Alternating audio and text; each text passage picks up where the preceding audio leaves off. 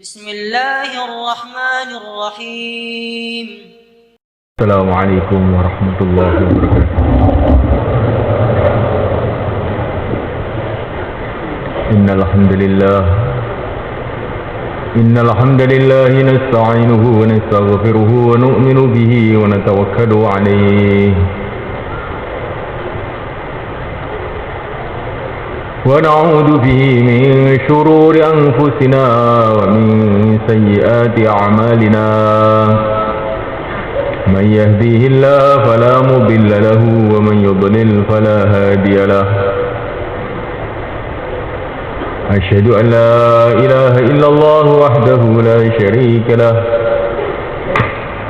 وأشهد أن سيدنا ومولانا وحبيبنا محمدا عبده ورسوله.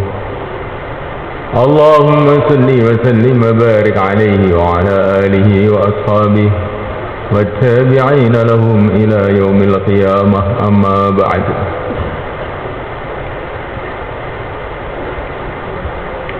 فقد قال تعالى في كتابه الكريم: إن الذين قالوا ربنا الله ثم استقاموا تتنزل عليهم الملائكة ألا تخافوا ولا تحزنوا وأبشروا بالجنة التي كنتم توعدون.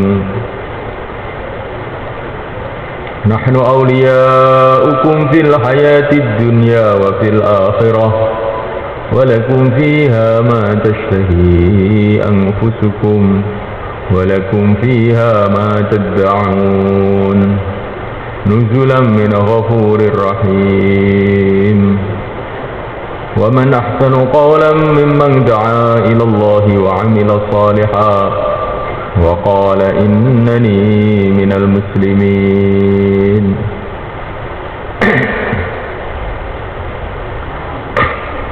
Hadirin yang dimuliakan Allah SWT, tidak ada perkara yang lebih penting melebihi agama Allah.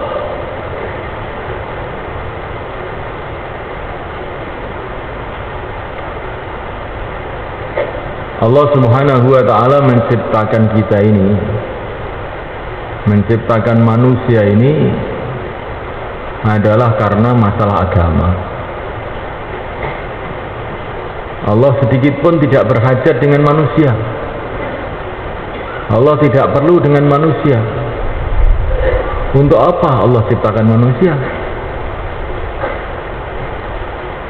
Allah Subhanahu wa ta'ala menciptakan manusia adalah karena masalah agama.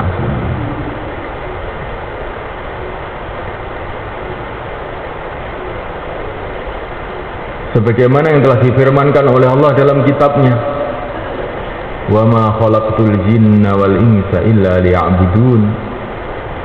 Tidaklah aku ciptakan jin dan manusia kecuali untuk diperintah beribadah.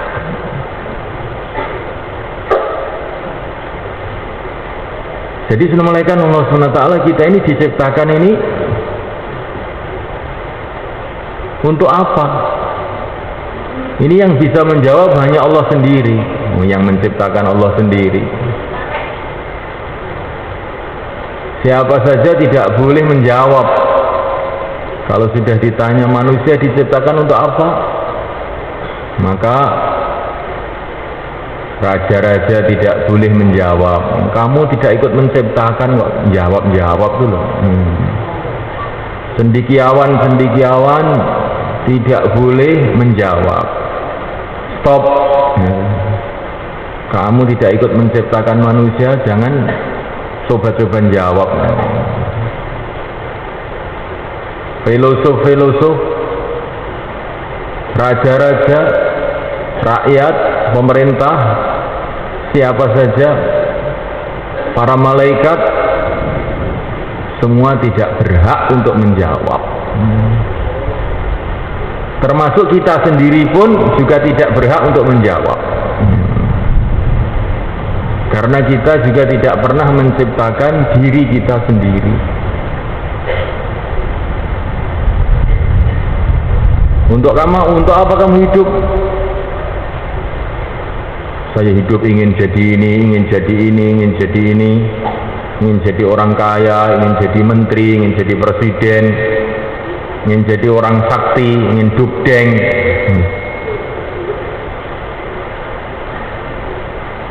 Kamu ini datang ke dunia ini diciptakan oleh Allah. Pernahkah kamu berpikir untuk apa Allah menciptakan kamu? Kok tahu-tahu bikin program sendiri-sendiri? Saya ingin ini, saya ingin itu. Kamu ini datang ke dunia ini ada atas kehendak Allah.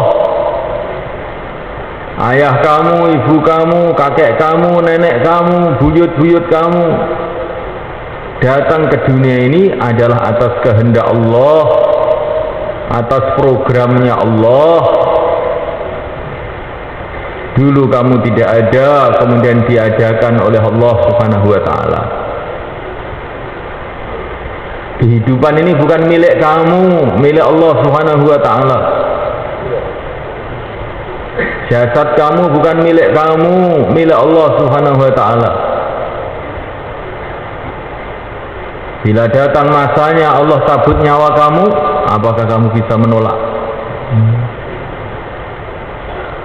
Bila kehidupan ini diambil oleh Allah, apa kamu bisa menolak? Bisa lari, bisa mengelak? Tidak bisa. Maka perlu kamu berpikir lagi dan lagi. Untuk apa Allah Subhanahu wa ta'ala kirim kita ke dunia ini? Allah tidak membiarkan kita dalam kebingungan. Allah kirim para nabi, para rasul untuk memberitahu kepada kita untuk apa manusia diciptakan. Manusia diciptakan adalah karena masalah agama. Allah hendak mengambil kekasih-kekasih dari hambanya.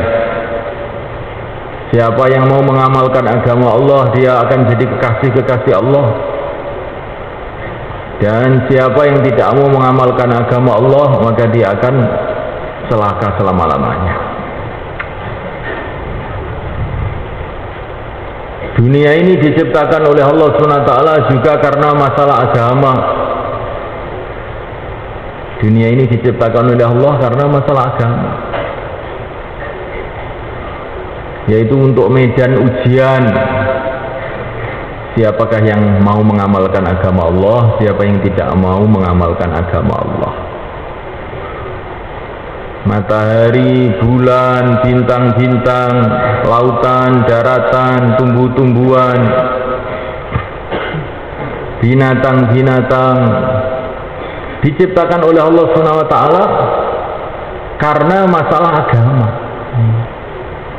Allahu khalaqa sab'a samawati wa minal ardi mislahun yatanazzalul amru bainahun lita'lamu anna Allaha ala kulli syai'in qadir wa anna Allaha qad ahata bi kulli syai'in ilma.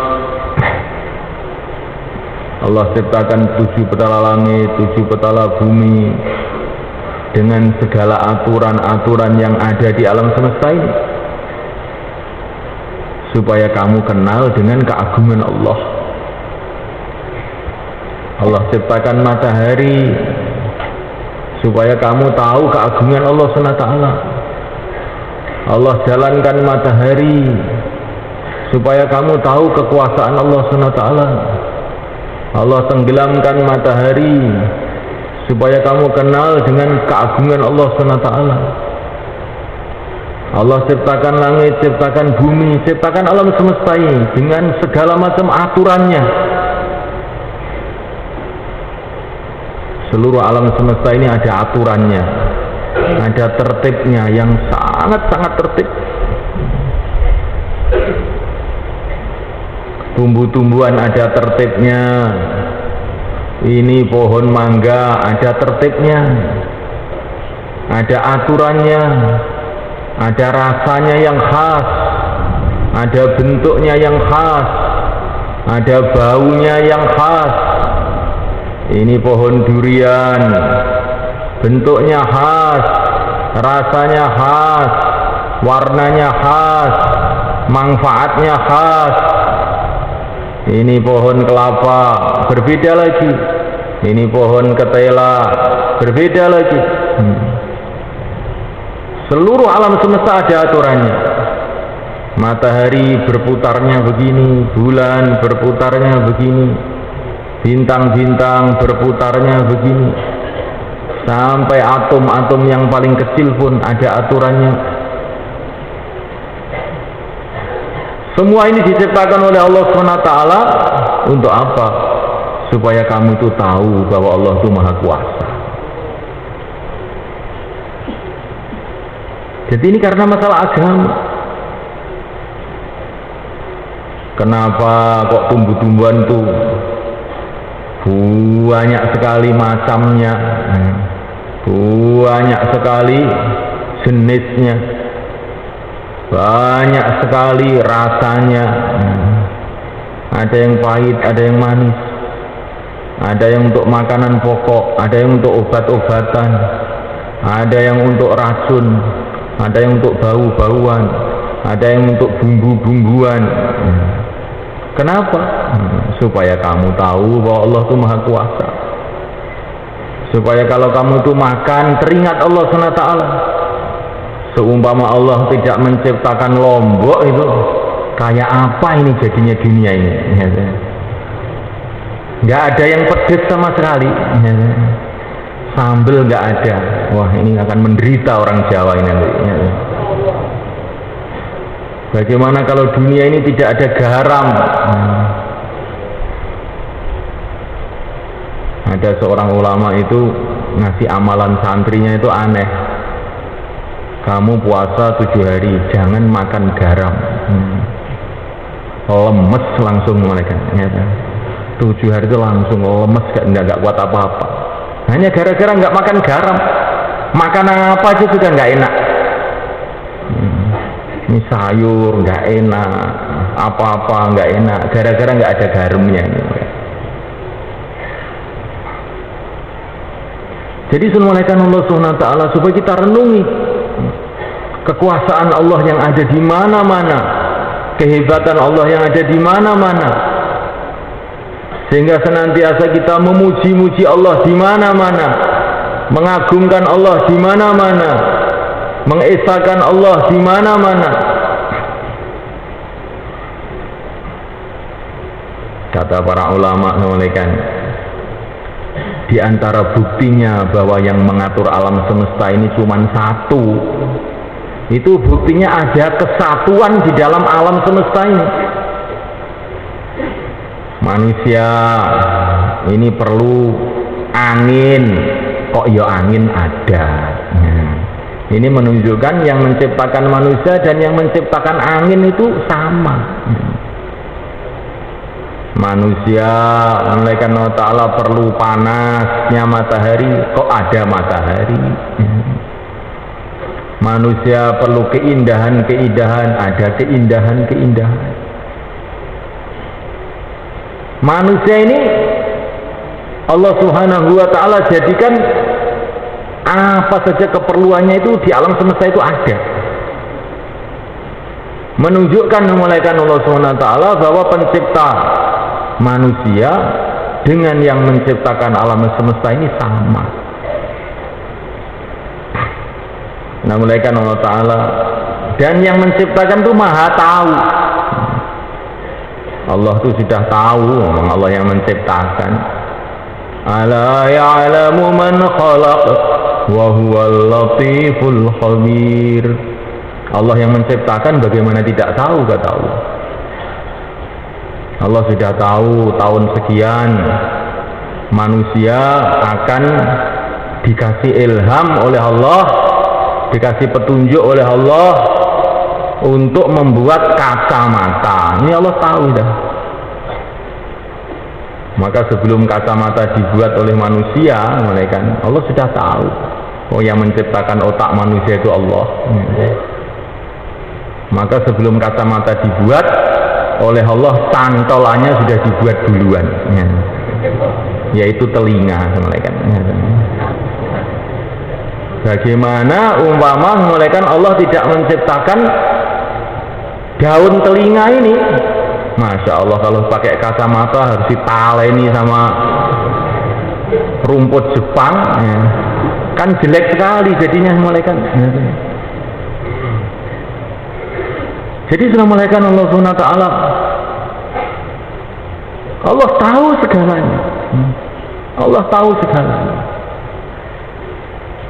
Maka sudah malaikat Allah Subhanahu wa taala, kita renungi keagungan Allah di mana-mana ini. Nah, malaikat Allah Subhanahu wa taala, Allah Subhanahu wa taala nanti akan mendirikan hari, menciptakan hari namanya hari kiamat, di mana dunia ini akan dilenyapkan, dihancurkan. Dunia yang begitu besar, yang begitu indah dihancurkan oleh Allah SWT.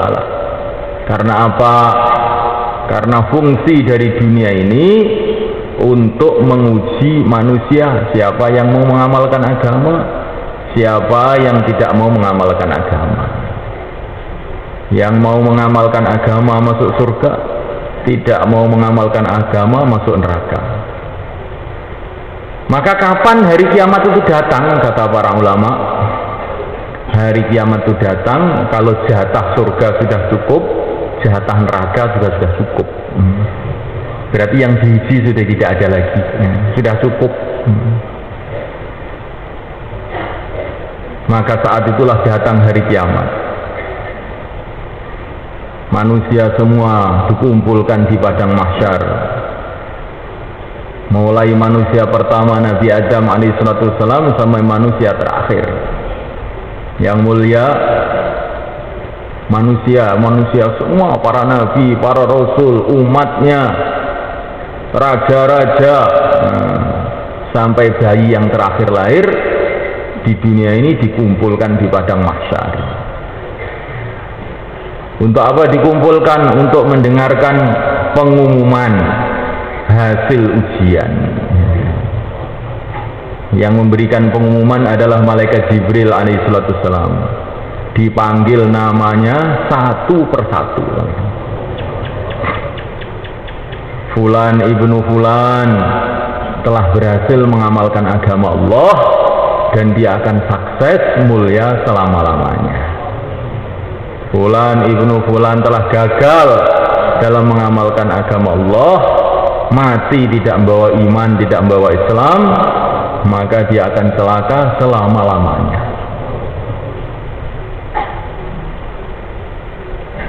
Termasuk kita akan dipanggil namanya masing-masing. Tidak peduli siapa saja.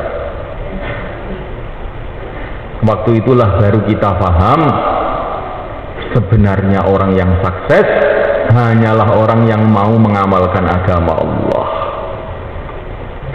Bukanlah orang yang kaya, bukanlah orang yang sehat, bukanlah orang yang sakti, bukanlah orang yang jadi raja, bukanlah orang yang ganteng, bukanlah orang yang cantik, bukanlah orang yang cerdas, bukan. Orang yang mengamalkan agama Allah sampai matinya dengan La ilaha illallah Muhammadur Rasulullah. Inilah sebetulnya orang yang sukses. Inilah sebetulnya orang yang kaya. Inilah sebetulnya yang bisa dikatakan raja. Inilah sebetulnya orang yang dikatakan hebat. Yang lain itu sudah nggak ada apa-apanya. Yang lain sudah tidak ada apa-apanya.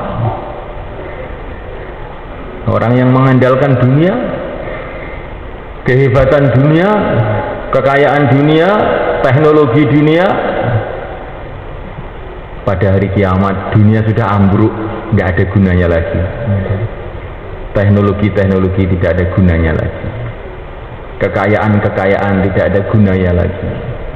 Jabatan tidak ada gunanya lagi. Dunia sudah habis, Indonesia sudah tidak ada lagi, Jawa tidak ada lagi, Temboro tidak ada lagi, Amerika tidak ada lagi, negeri Cina tidak ada lagi, Jepang tidak ada lagi. Manusia dikumpulkan di padang mahsyar, sisa tuh tanah lapang sudah, tidak ada gunung, tidak ada apa-apa. Untuk mendengarkan pengumuman siapa yang berhasil mengamalkan agama sampai mati, siapa yang tidak berhasil. Kemudian ada pengumuman setelah dipanggil satu persatu, kemudian ada pengumuman lagi yang lebih dahsyat. Wamtazul yawma ayyuhal mujrimun. Orang-orang kafir silahkan pisah dari orang Islam. Walaupun sama-sama sukunya, sama-sama bangsanya, sama-sama keluarganya, sama-sama pegawai negerinya, sama-sama petaninya, mati tidak bawa iman, pisah. Anak pisah dengan anak, dengan ayahnya, anak pisah dengan ayahnya, dengan orang tuanya, tetangga pisah dengan tetangganya, orang iman tersendiri, orang kafir tersendiri. Ini akhirnya manusia, cuman dua golongan saja. Fariqun fil jannati wa fariqun fis sa'ir. Orang-orang kafir akan digiring menuju jahanam, orang-orang iman akan digiring menuju surga.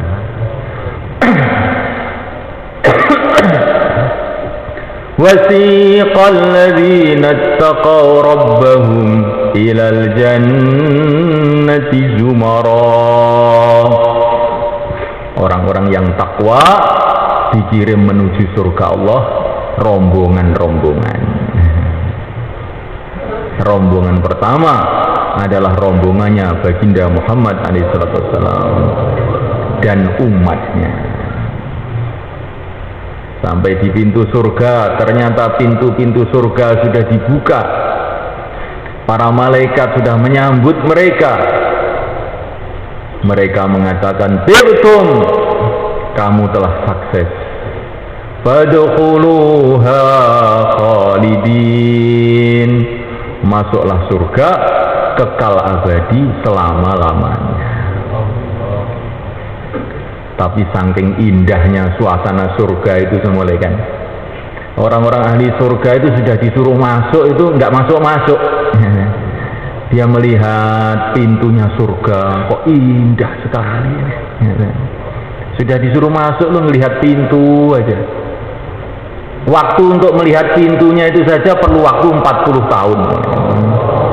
Nggak terasa. Bukan 4 bulan, mereka 40 tahun. Ketenggengan, termenung-menung. Pintu begitu indahnya ini pintu ini. Bagaimana yang di dalam pintu, bagaimana yang di dalam istananya, bagaimana yang ada di dalam kamar-kamarnya. Tidak ada yang bisa membayangkan. Allahu Akbar, Allah Maha Agung. Maka pahalanya pun juga maha agung, nggak bisa dibayangkan pahalanya itu. Allahu Akbar, Allah Maha Agung, maka siksanya pun juga maha agung, tidak bisa dibayangkan siksanya itu. Inilah nasib seorang anak manusia. Jadi manusia ini bukan main-main, kan? Bukan makhluk biasa ini manusia ini. Namanya manusia ini tidak akan selesai ceritanya sebelum jadi raja-raja di surga Allah atau jadi intip-intip di neraka Allah. Ya kan? Ini manusia itu kayak begitu. Tidak bisa kita main-main.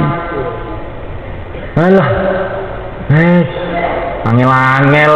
Nah, si penting jalan ya wes. Golek haram angel, golek halal barang. Nah ini pikiran syaitan, ini pikirannya iblis kan. Untuk menipu kita. Untuk menipu kita. Tidak ada makhluk yang lebih kejam melebihi iblis. Dia senantiasa usaha untuk bagaimana manusia ini celaka.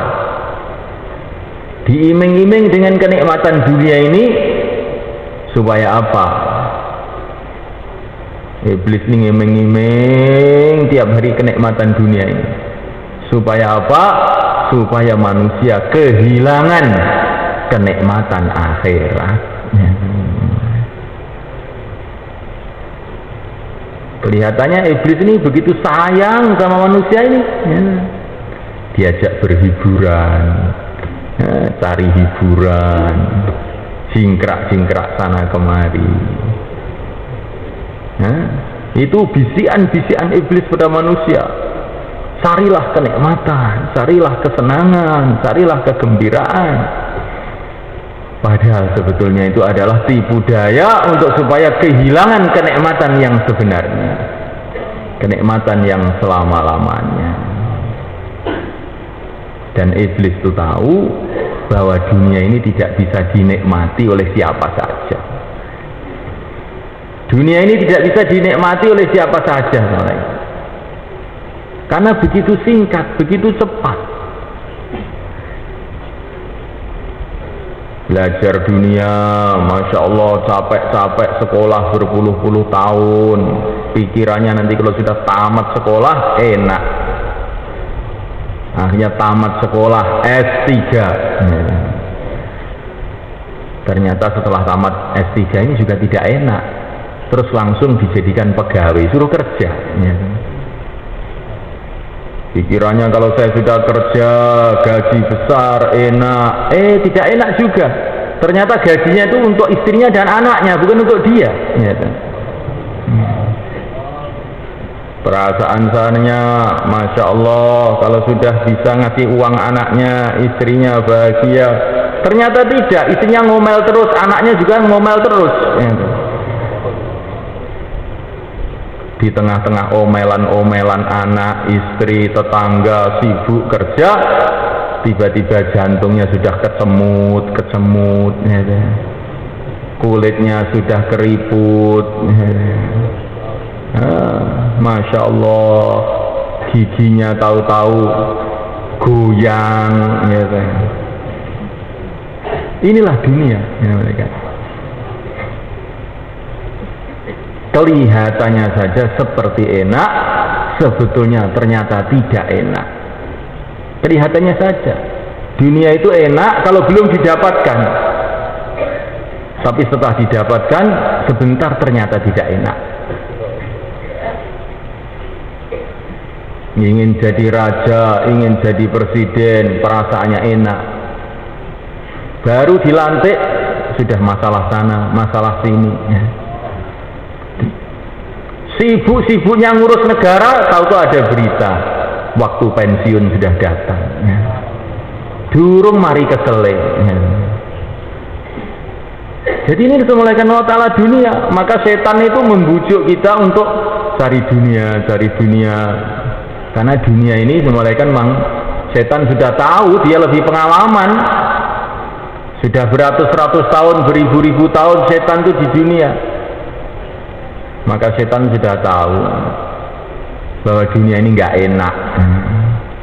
Maka kekejamannya setan itu mengajak manusia kepada dunia. Ini diantara kekejaman setan. Sekaligus hilang akhiratnya. Nah, oleh karena Allah Ta'ala, sebaliknya para nabi, para rasul, sebaliknya yang mulia baginda Muhammad SAW, kelihatannya itu menyusahkan kita. Jangan tertarik kamu dengan dunia, jangan kamu terkesan dengan dunia. Kelihatannya ini mau menyusahkan kita, mau memiskinkan kita. Padahal ini sebetulnya orang yang paling sayang kepada kita. Dialah orang yang paling cerdas di alam semesta ini.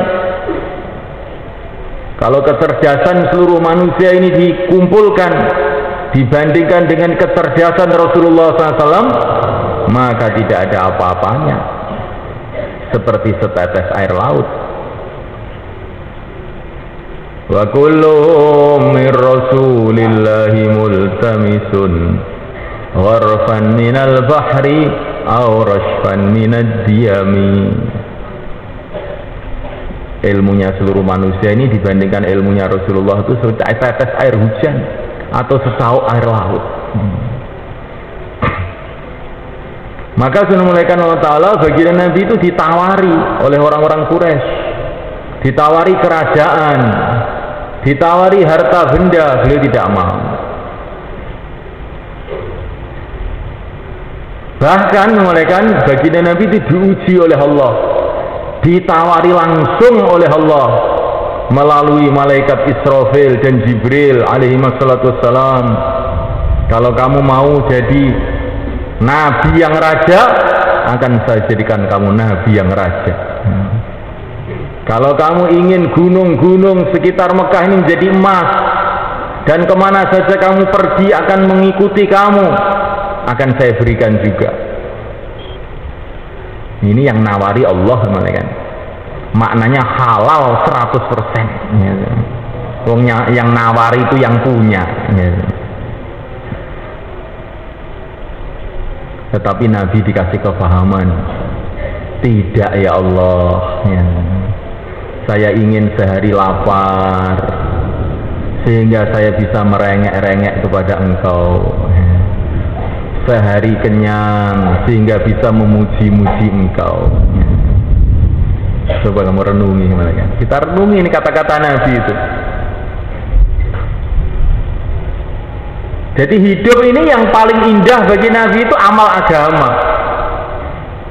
Maka malah beliau ini khawatir kalau ada fasilitas-fasilitas dunia ini malah mengganggu beliau dalam amal agama. Sehingga beliau ini suka sehari lapar, sehingga bisa merengek-rengek kepada Allah, sehari kenyang bisa memuji-muji Allah. Kalau orang itu kenyang terus maka ini nggak akan bisa merasakan kenikmatannya makan, itu nggak bisa. Kenyang aja seperti orang kafir itu, makan aja kayak kambing setahun penuh, makan aja, nggak pernah puasa. Maka subhanahu wa ta'ala dia tidak akan bisa merasakan kenikmatan makan.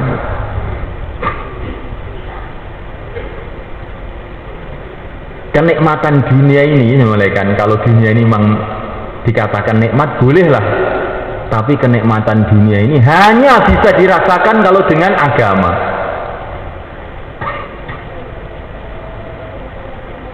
Ini saya pernah dapat cerita dari orang Australia yang baru masuk Islam. Apa kesan kamu setelah masuk Islam? Saya bisa merasakan nikmatnya dunia, katanya. Loh, maksud kamu bagaimana? Loh, kamu itu dulu kan hidupnya bebas, sudah nggak ada aturan kok. Lah sekarang ini kan ketika masuk Islam kan ini haram. Ya justru itu Pak, saya merasakan kenikmatan, katanya. Dulu itu saya tuh melihat perempuan tuh seperti melihat tembok, katanya. Karena sudah bosan tiap hari itu melihat orang telanjang. Ya setelah di dalam Islam ini berjalan, tuh tundukkan pandangan, ini haram, justru baru saya itu merasakan kenikmatan punya istri. Dia ceritanya begitu itu. Makan ini nggak boleh, ini haram, justru saat inilah saya itu bisa makan enak. Dulu tuh nggak pernah merasakan makan enak, wong apa saja masuk. Dan setelah banyak dilarang ini kok malah enak, gitu. Saya itu dulu sulit tidur.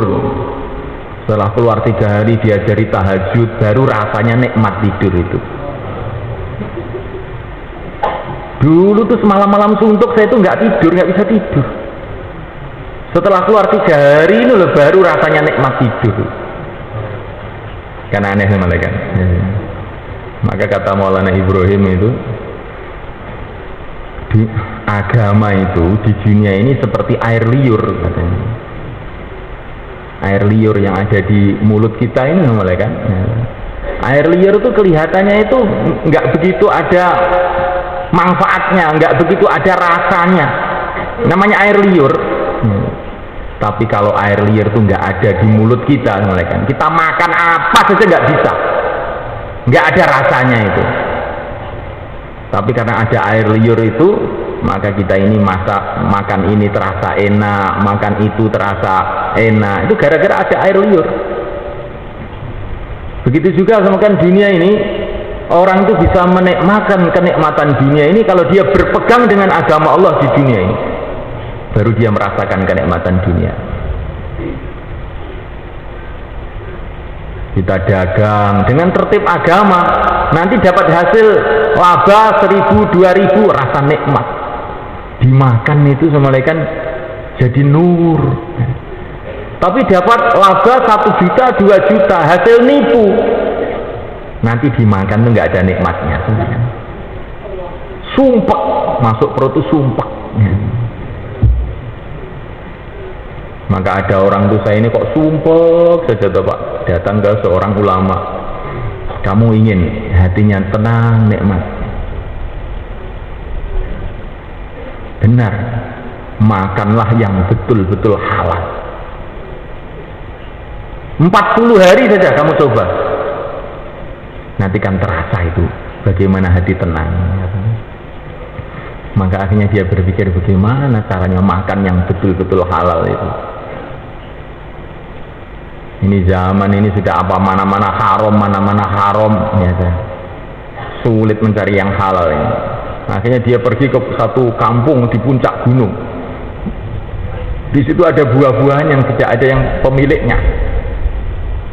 Maka dia di situ sambil ibadah di situ makan buah-buahan saja di puncak gunung tadi.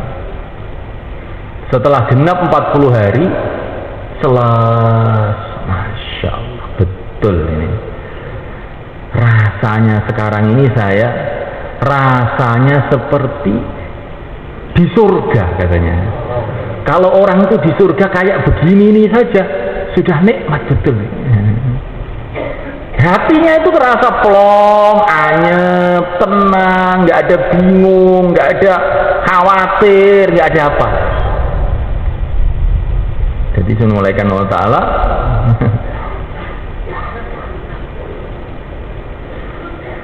orang sekarang mau mencari ketenangan, kenikmatan justru dengan maksiat, nggak akan dapat ketenangan, kenikmatan hidup ini hanya di dalam taat.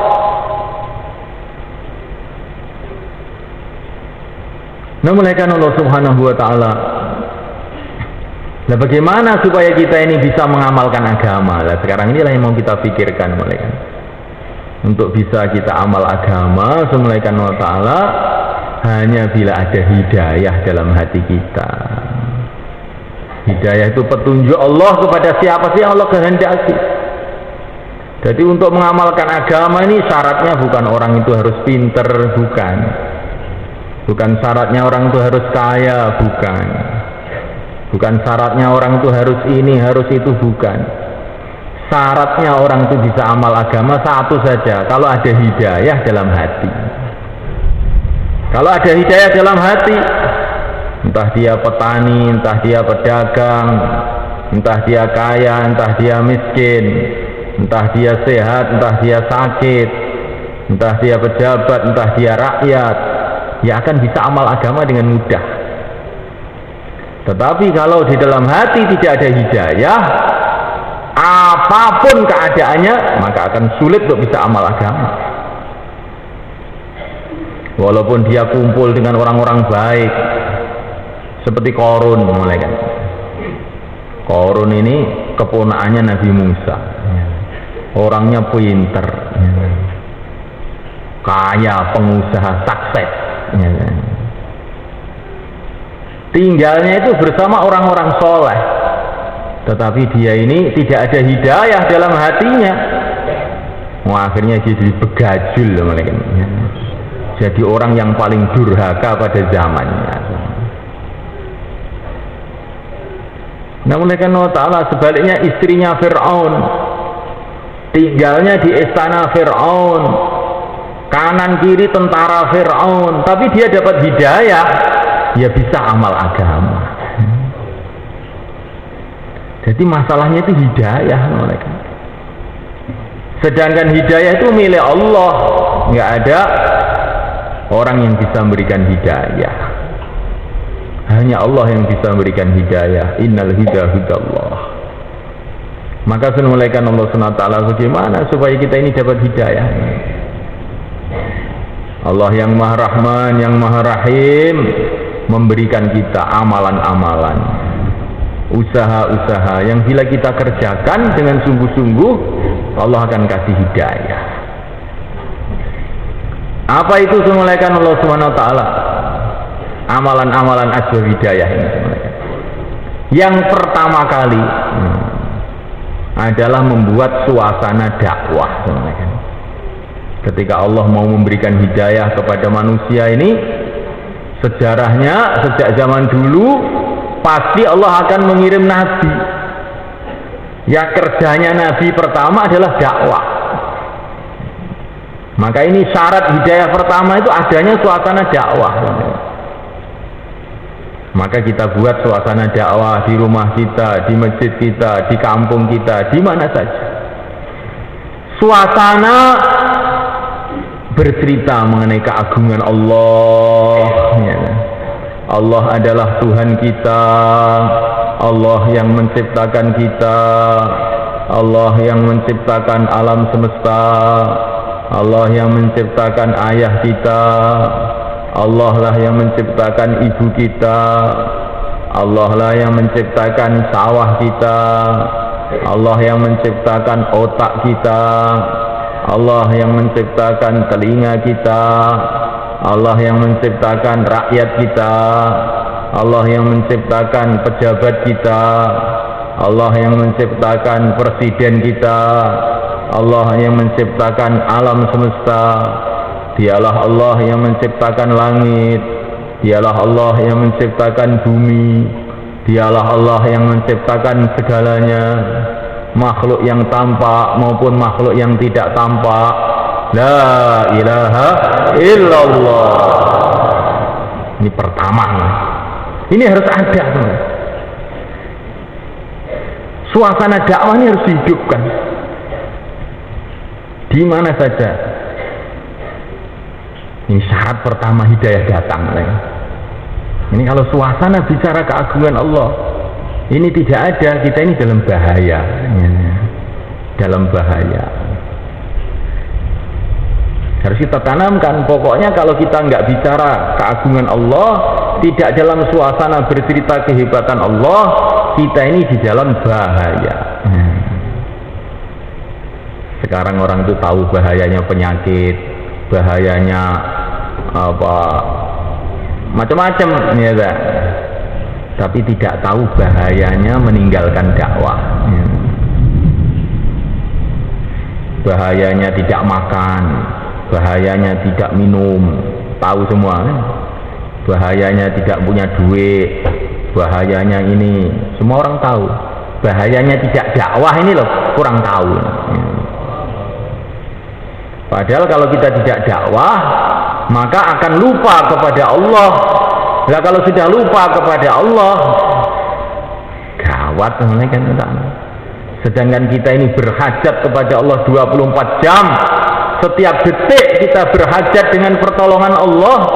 Lah kok lupa kepada Allah? Gawat ini semua kan. Bagaimana kalau seorang anak lupa dengan ayahnya dan ibunya, kan? Padahal dia ini perlu pemeliharaan ayah dan ibunya. Anak umur 3 tahun lupa ayahnya, lupa ibunya. Ya. Bagaimana dia? Alangkah menderitanya dia, malaikat. Ini gambaran saja, malaikat. Nah, manusia kalau sudah lupa dengan Tuhannya, gawat besar, malaikat. Supaya tidak lupa ini harus ada suasana ingat mengingatkan, itulah suasana dakwah. Maka suasana dakwah kita hidupkan di mana saja. Kemudian semulaikan Allah Ta'ala supaya kita dapat hidayah, harus kita ini sibuk dalam amalan-amalan orang-orang yang dicintai oleh Allah. Amalannya baginda Nabi, amalan sunnah. Dalam Quran dikatakan kalau kita amal sunnah maka Allah kasih hidayah. Wattabi'uhu la'allakum tahtadun. Jadi kalau kita ini umpamanya tidur dengan cara sunnah, malaikat. Ini nilainya besar, malaikat. Karena berarti kita ini tidurnya orang yang dicintai oleh Allah, tidurnya Rasulullah SAW. Akhirnya kita dapat hidayah. Kalau orang itu dicintai oleh Allah, dia dapat hidayah. Kapan orang itu dicintai oleh Allah? Karena ketika dia ini amal sunnah, amal yang dikerjakan oleh kekasih Allah yang mulia baginda Muhammad SAW. Kalau kita berpakaian sunnah, maka pakaian kita ini mendatangkan kecintaan Allah, maka akhirnya Allah kasih hidayah. Kalau kita ini makan dengan cara sunnah, maka makan kita ini dicintai oleh Allah, akhirnya makan kita ini mendatangkan hidayah.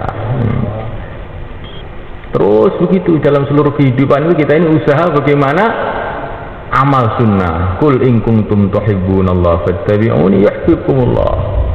Kalau orang itu amal sunnah dicintai oleh Allah. Kalau dicintai oleh Allah mesti dikasih hidayah. Maka amal sunnah itu penting, malaikat. Kemudian malaikat Allah SWT untuk kita ini mendapatkan hidayah perlu kita sibuk doa, mohon kepada Allah. Nah, sebaik-baiknya doa adalah doa waktu sholat. Ihdinas siratal mustaqim. Ya Allah, berikanlah hidayah kami jalan yang lurus. Siratal ladzina an'amta alaihim. Jalannya orang-orang yang telah Engkau beri nikmat, yaitu para nabi.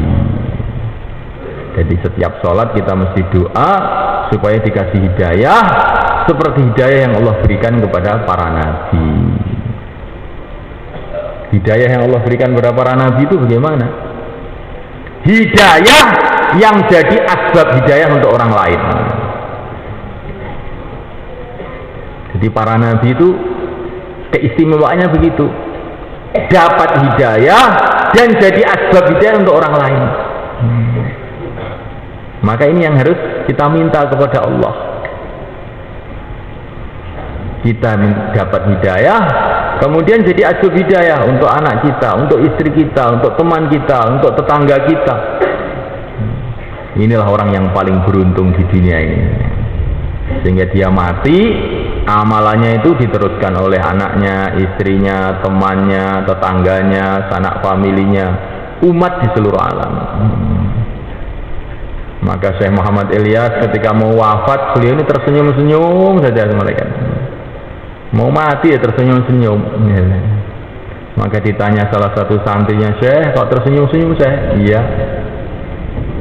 Biasanya orang itu mati meninggalkan satu istri, beberapa anak.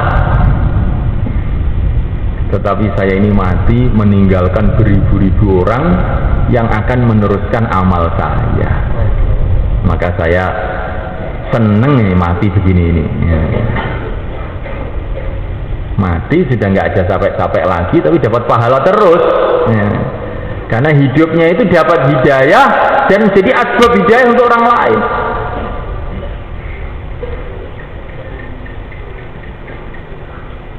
Orang iman ini semulaikan Allah Ta'ala kalau mati, kalau tidak jadi asbab hidayah, maka akhirnya bagaimana? Amalannya sudah berhenti, ya. Nggak bisa sholat lagi, nggak bisa puasa lagi, nggak bisa amal lagi, subhanallah. Tapi kalau dia jadi asbab hidayah, masya Allah, Inilah yang keberuntungan yang sebesar-besarnya. Maka baginda Muhammad SAW dalam keadaan sakaratul maut itu yang beliau pikirkan. Maka dalam keadaan sakaratul maut beliau masih mengirimkan jamaah ke Romawi dipimpin oleh Usamah ibnu Zaid untuk menyebarkan agama di sana.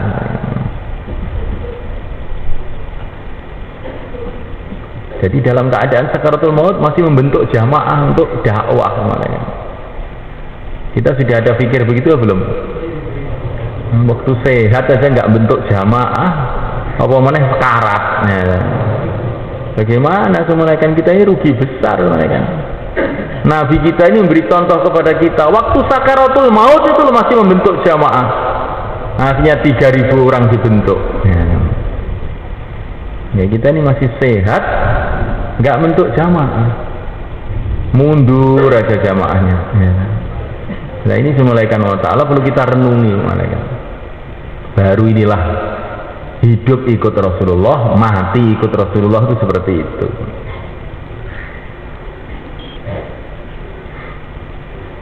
Nah malaikat Allah Subhanahu wa Ta'ala, dan diantara cara semulaikan untuk mendapatkan hidayah adalah dengan ta'lim malaikat. Firman Allah, sabda Nabi itu mengandung hidayah malaikat.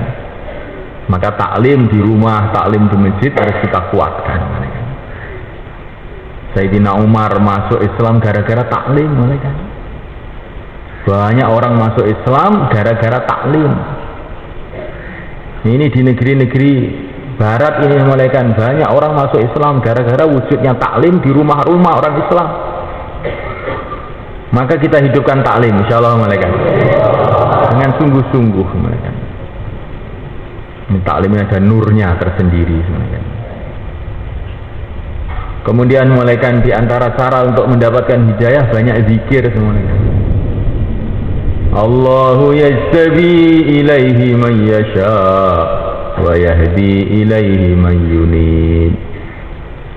Dalam ayat lain, wa yahdi ilaihi man anab alladzina amanu wa tatma'innu qulubuhum li dzikrillah. Allah akan kasih hidayah pada orang ahli zikir semuanya. Maka dijaga betul zikirnya ini semuanya. Minimalnya zikir pagi petang. Astagfirullah, astagfirullah, astagfirullah 100 kali. Dengan niat taubat, betul-betul taubat. Mau hidup baru, hidup yang 24 jam ingat pada Allah, taat kepada Allah. Baca selawat dengan penuh kecintaan kepada Nabi. Allahumma salli wa sallim ala sayyidina Muhammad 100 kali paling sedikit. Ini paling sedikit malaikat. Kalau Sayyidina Abu Hurairah 12.000 kali. Ditanya kenapa istighfarnya banyak sekali? Lah dosa saya juga banyak sekali. Lah Abu Hurairah itu dosanya itu apa?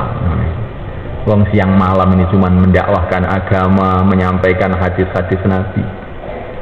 Itulah kalau orang-orang baik, malaikat orang baik itu sudah baik masih merasa salah. Nah kita ini sudah banyak dosanya itu merasa masih bagus. Salah apa tahu ki? Aku ki lho salah apa? Nah iya. Para nabi yang ngerasa salah, kok awake dhewe kok salah apa? Salahmu ya muga gak rumangsa salah kuwi. Jadi semulaikan Allah SWT, coba kita renung. Maka istighfar itu dengan sungguh-sungguh semulaikan. Man lazimal istighfar ja'alallahu lahu min kulli hammin faraja. Barang siapa yang senantiasa istighfar, Allah Subhanahu wa Ta'ala akan memberikan jalan keluar dari seluruh kesulitannya. Astagfirullah, astagfirullah, astagfirullah yang panjang. Baca selawat, baca tasbih dengan merasa langsung menghadap kepada Allah yang Maha Agung, yang Maha Suci. Subhanallah, alhamdulillah, wa la ilaha illallah, Allahu Akbar. Kemudian mulaikan di antara asbab hidayat kalau kita ini berbuat baik dengan hamba-hamba Allah, dengan orang-orang Islam, mulaikan. Ini asbab hidayah, mulaikan. Orang itu kalau berbuat baik dengan orang Islam, sedangkan orang Islam ini adalah kekasih-kekasih Allah, nanti oleh Allah akan kasih hidayah, mulaikan. Ini banyak ceritanya ini, mulaikan.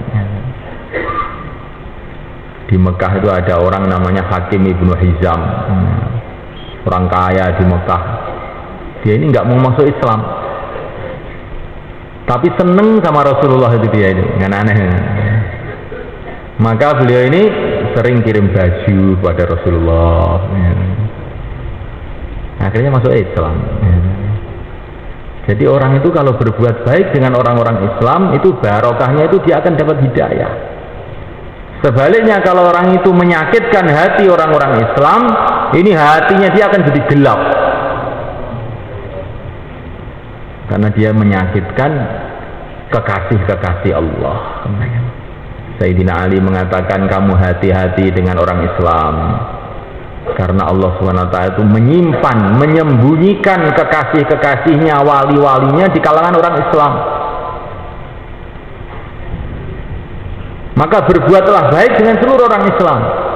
Jangan sekali-kali menyakitkan hati orang Islam siapa saja. Karena khawatir ini yang kita sakitkan tuh tahu-tahu orang yang dicintai oleh Allah.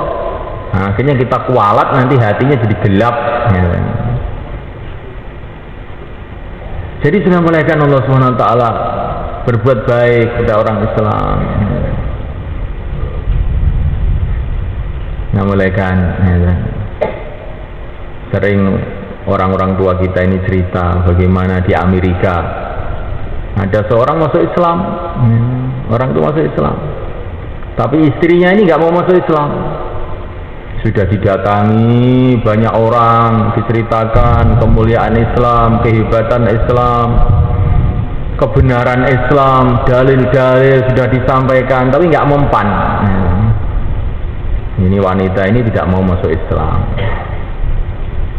Akhirnya satu jamaah India datang ke satu masjid, maka suaminya bilang sama orang India ini, istri saya ini sudah saya kasih macam-macam tarhib, ajaan dengan lemah lembut, dengan segala macam cara, nggak mempan. Bagaimana? Ya hidayah itu dari Allah, bukan dari dalil. Hidayah itu dari Allah. Walaupun kamu datangkan berapa saja dalil, kalau Allah nggak kasih hidayah, nggak dapat hidayah. Nah, mulaikan Allah Ta'ala, Fir'aun itu melihat mukjizat Nabi Musa, tongkat jadi ular, gitu. Masya Allah, tangan bercahaya seperti matahari, macam-macam mukjizat dia lihat, tapi nggak mau masuk Islam. Abu Jahal ini mulaikan bilang sama Rasulullah, kalau kamu bisa mecah bulan di atas itu loh, baru saya percaya kalau kamu itu utusan Allah. Benar. Iya, Nabi sholat 2 rakaat, tahu-tahu bulan pecah. Tapi Abu Jahal nggak mau masuk Islam. Alah, ini kan sihir saja, katanya. Sihir saja. Abu Jahal itu usul kepada Nabi itu macam-macam mukjizat. Dia melihat sendiri, bahkan pernah dia melihat Jibril ini. Abu Jahal juga tidak mau masuk Islam. Ada juga orang-orang yang karena melihat keanehan-keanehan masuk Islam. Ada juga orang yang mendengar Al-Quran langsung masuk Islam. Ada juga orang yang tahu-tahu bangun tidur masuk Islam. Ada orang ini di Makkah tidur, perasaannya mau dilemparkan ke neraka, ngipi itu, tiba-tiba Rasulullah datang diselamatkan. Bangun tidur langsung datang ke rumahnya Rasulullah, masuk Islam, gitu aja. Jadi saya mulaikan Allah Ta'ala, hidayah itu dari Allah Subhanahu Wa Ta'ala. Bukan kalau orang itu tahu dalil terus kemudian dapat hidayah, bukan. Kalau orang itu melihat mukjizat kemudian dapat hidayah juga bukan. Kalau orang itu dekat kepada Nabi dapat hidayah juga bukan. Kalau Allah kasih hidayah ya dia akan dapat hidayah. Kalau Allah tidak kasih hidayah maka dia nggak akan dapat hidayah. Nah di antara asbab hidayah memulaikan kalau orang itu berbuat baik kepada orang-orang Islam. Maka orang India tadi mengatakan, sudah saya akan datang pada istri kamu. Sudah datang ke istrinya. Maka orang India tadi tidak bilang dalil-dalil, yang dalil sudah banyak ini. Dia biasa ngomong-ngomong saja, saya ini orang Islam dari India, saya tinggal di masjid sana, silaturahim kepada orang-orang Islam. Saya dapat berita dari suami kamu bahwa kamu ini wanita yang baik sekali, akhlaknya baik sekali, suaranya baik sekali, kan? Maka dia senang wanita tadi, kan? Maka sudah tampak ini wanita ini senang. Akhirnya orang India tadi bilang, bagaimana Bu kalau membuat kopi untuk ini tamu-tamu orang-orang Islam dari India ini? Oh bagus. Langsung dia ke dapur bikin kopi, minum kopi sama-sama. Setelah minum kopi, maka orang India tadi bilang, Bu, apa sudah siap masuk Islam? Sudah, katanya. Maka suaminya tuh heran, ini nggak usah didalili kok, tahu-tahu siap masuk Islam. Ini kamu doain apa tadi itu? Maka sampai di masjid dia cerita, saya tadi itu berpikir bagaimana ini supaya wanita dikasih hidayah oleh Allah. Bukan saya pikir saya itu mau target dia supaya dapat hidayah, saya tidak berpikir begitu. Saya akan bicara yang bagus supaya dia dapat hidayah, tidak begitu. Karena saya ini dikasih tahu oleh para ulama, yang kasih hidayah Allah bukan kamu. Maka tadi saya berpikir bagaimana supaya Allah kasih hidayah sama wanita ini. Akhirnya saya dikasih ilham oleh Allah, kalau wanita ini mau berkhidmat sama orang Islam, nanti barangkali ini akan menjadikan Allah suka dengan wanita ini sehingga dikasih hidayah. Ya ternyata sangkaan saya benar. Begitu dia bikin kopi untuk orang Islam, dapat hidayah akhirnya. Jadi saya ini bukan sebetulnya minta kopi, bukan, supaya dia ini korban untuk orang Islam, itu maksud saya itu. Maka semulaikan kalau malam istima ini, istri-istri kita ini suruh siapkan kopi di rumah. Bagaimana? Goreng tempe, jagung, sego pecel, ya kan? Untuk apa? Supaya istri kita ini ada pengorbanan untuk agama. Ini malam istima, kamu goreng tempe, nanti akan saya bawa ke istima, bikin kopi, akan saya bawa ke istima. Barangkali dengan orang-orang minum kopi, akhirnya dengar bayan subuh tidak ngantuk. Sehingga kamu dapat pahalanya orang-orang yang bayan subuh. Karena dia tidak ngantuk, akhirnya paham bayannya. Sehingga akhirnya keluar 4 bulan. Maka kopi kamu itu jadi asbab 4 bulan. Sehingga kamu dapat bagian pahalanya juga. Sehingga semulaikan Allah Ta'ala, istri kita yang di rumah dapat berkahnya agama, berkahnya fikir agama. Ini kenapa ini istri-istri kita ini nggak paham-paham kepada agama? Karena kita tidak ajari dia korban untuk agama. Nah, akhirnya hatinya itu gelap. Nah, mulaikan Allah Ta'ala, dan diantara asbab hidayah, mulaikan Allah Ta'ala keluar di jalan Allah.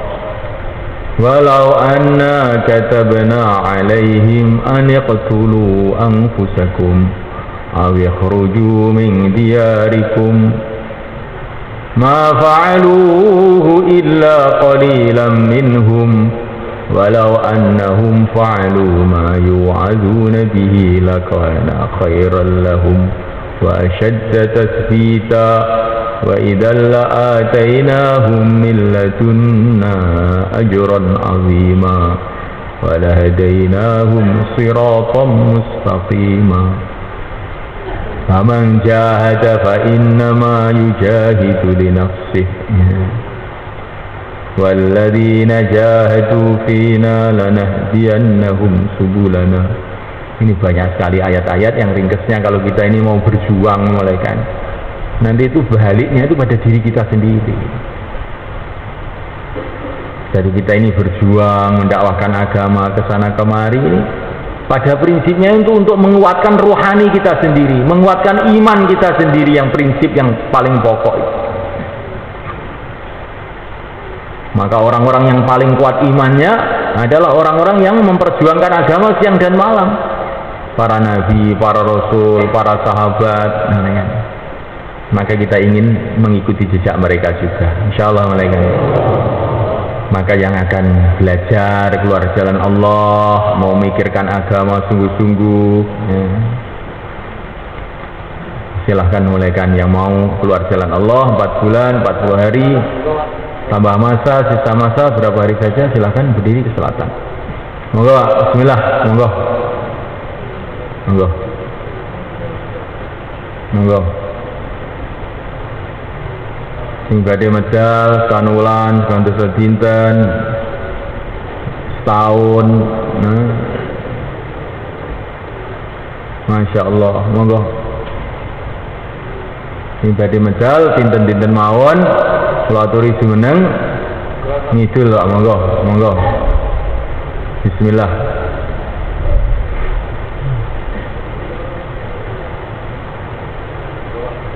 Ini kita medal ini oleh hidayah lan dadi asbab hidayah, gitu. Oleh hidayah jadi asbab hidayah. Monggo gimana Pak? Monggo bismillah. Kita syukuri wis panen, gitu. Ndang cepet-cepet metu, engko selak repot tandur engko. Ayo monggo ngeten. Semeneng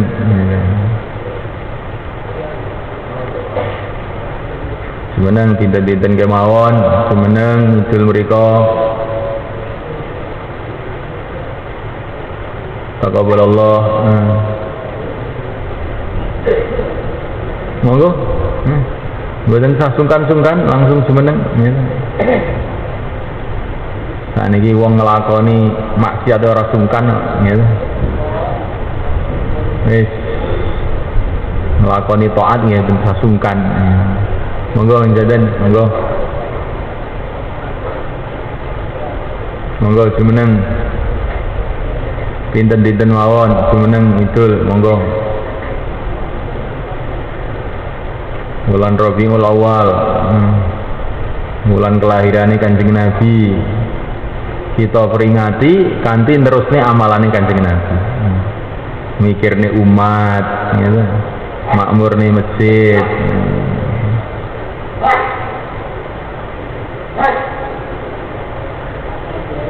Wong-wong dunya pikirane gawe pabrik mobil, gawe pabrik gula. Wong-wong iman pikirane gawe pabrik amal, gitu. Pabrik amal nggih punika masjid. Diuripne kanthi amalan-amalan. Pabrik dai nggih punika masjid sing gesang amalan. Pabrik wong soleh nggih punika griya-griya sing urip sunah Nabi. Monggo ngenten, monggo. Insyaallah kita niat ya Pak nggih. Niku jamaah-jamaah sing gerak enten kampung-kampung sampean, teng halaqah sampean dipun pikiraken dinusroh sehingga jamaah-jamaah niku mengke saged ngedalni jamaah ya. Niki sekitar mriki kathah jamaah enten 8 dosa setunggal jamaah wingi dikirim wingi jur. Lah niki jenengan musyawarah kalih jamaah-jamaah niku Sehingga jamaah niki mungkin saged ngedalni jamaah malih. Jamaah mengeluarkan jamaah, itulah namanya fikir seluruh alam. Menghidupkan agama seluruh alam. Bagaimana caranya? Mudah. Jamaah mengeluarkan jamaah, dakwah dan mengajak dakwah, amal dan mengajak amal. Nah, ini namanya usaha seluruh alam. Kalau kita ini dakwah dan mengajak dakwah, amal dan mengajak amal, jamaah mengeluarkan jamaah, maka berarti kita ini menggarap seluruh dunia sebenarnya, secara bertahap-tahap. Maka sudah terbukti dengan cara begini, maka Islam mulai hidup di negeri Cina, Islam mulai hidup di Rusia, tempatnya komunis sekarang, masjid-masjid hidup amal mereka. Dari mana? Jamaah mengeluarkan jamaah, dakwah ngajak dakwah, amal ngajak amal, gerak ngajak gerak. Nah, ini yang kuncinya itu di situ itu. Gerak ngajak gerak, amal ngajak amal, dakwah ngajak dakwah, jamaah keluarkan jamaah. Insyaallah malaikat. Maka kita ini akan ditulis berbuat kebaikan ke seluruh dunia, menyebarkan kebaikan untuk seluruh dunia. Jadi menghidupkan agama seluruh dunia ini mboten kudu wong mubeng sak donya kabeh, mboten lah. Gampil ya. Pokoknya jamaah ngetokne jamaah, dakwah ngejak dakwah, amal ngejak amal, gerak ngejak gerak. Ojo gerak dhewe, ngajak gerak. Ojo mikir dhewe, ngajak mikir. Ojo dakwah dhewe, ngajak dakwah. Ojo metu dhewe, ngajak metu. Ojo salat dhewe, ngajak salat. Inilah tertibnya Rasulullah SAW, sehingga agama tersebar seluruh dunia. Monggo saniki tiga-tiga sekawan-sekawan, monggo tiga-tiga sekawan-sekawan, monggo.